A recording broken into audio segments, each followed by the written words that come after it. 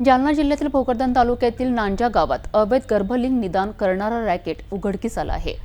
आरोग्य विभाग आणि जालना पोलिसांनी संयुक्त कारवाई करत या बेकायदेशीर धंद्याचा पर्दाफाश केला आहे।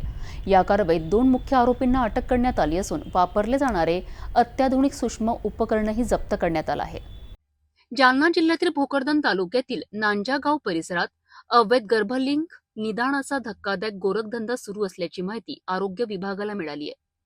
या माहितीनुसार आरोग्य विभाग आणि जालना पोलिसांनी संयुक्त पथक तयार करून गुप्त तपास सुरू केला आहे।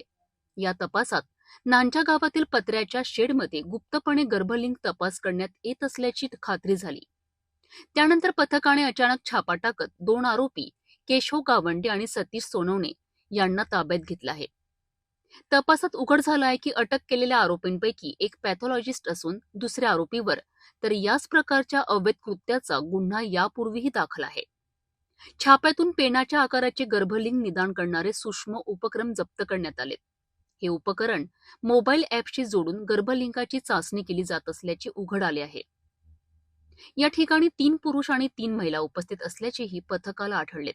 म्हणजेच गर्भलिंग तपास सुरू असतानाच कारवाई झाली आहे। या प्रकरणात 2 मुख्य आरोपींबरोबरच एकूण 6 पुरुष आणि महिलांवर गुन्हा दाखल करण्यात आला असून भोकरदन पोलीस पुढील तपास करीत आहेत।